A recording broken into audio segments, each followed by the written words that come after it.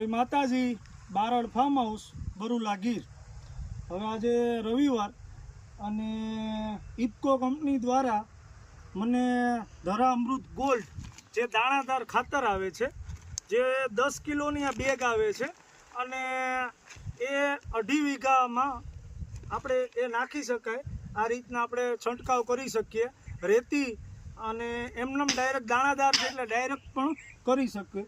તો આ ધરા અમૃત ગોલ્ડ છે ખેડૂત મિત્રો, એ પાકની વૃદ્ધિ એટલે અત્યારના માનો કે 20 થી 25 દિવસનો સમયગાળો હોય, 20 થી 25 દિવસના સમયગાળામાં પાકની વૃદ્ધિ માટે આ બેસ્ટ ખાતર છે।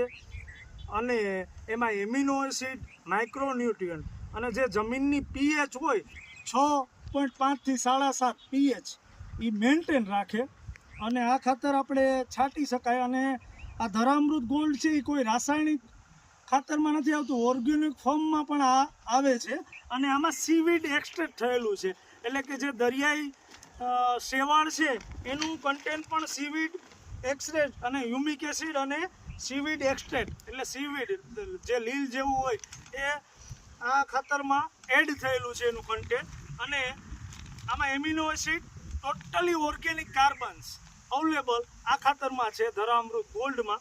અને પીએચ જે આપણી જમીનની છે એ 6.5 થી 7.5 મેન્ટેન રાખે છે। અને મને એક પ્રગતિશીલ ખેડૂત તરીકે ઇફકો કંપની દ્વારા મને આ ડેમો તરીકે આ 10 કિલાની બેગ આપી છે, જે 2.5 વીઘામાં નાખવાની છે અને હું મારા ફાર્મમાં એનો આજે છંટકાવ કરીશ ખાતરનું અને એનું રિઝલ્ટ પણ નેક્સ્ટ વિડીયોમાં હું બતાવીશ તમને। બરુલા ગીર બારડ ફાર્મ હાઉસ।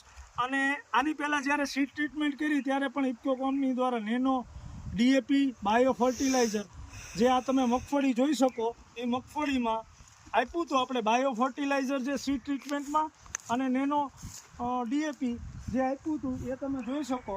એટલે જે આ ધરા અમૃત ગોલ્ડ છે એ અમુક પીળાશ પડતી મગફળી હોય એના માટે, વેજીટેટિવ ગ્રોથ માટે કે મગફળીનો સારો ગ્રોથ થાય, પીએચ મેન્ટેન રાખે અને હ્યુમિક એસિડ, એમિનો એસિડ એમાં એ કન્ટેક હોય અને સીવીડ એક્સટ્રેક્ટ પણ એમાં આવેલું છે। એટલે આ નાખો અને આનું રિઝલ્ટ પણ સારું છે અને મને બાયો સ્ટિમ્યુલેટ તરીકે કામ કરે આ ખાતર, કે જે ઓર્ગેનિક ફોર્મમાં પણ આપી શકાય અને આ રીતના તમે નાખી શકો, દાણાદાર છે। એટલે આ રીતના મને ઇફકો કંપની દ્વારા આ વસ્તુ આપી હતી અને એનો હું આ ખાતર મારા ફાર્મમાં 39 મગફળીમાં હું નાખવાનો છે। Barad farm house Barula Gir. જય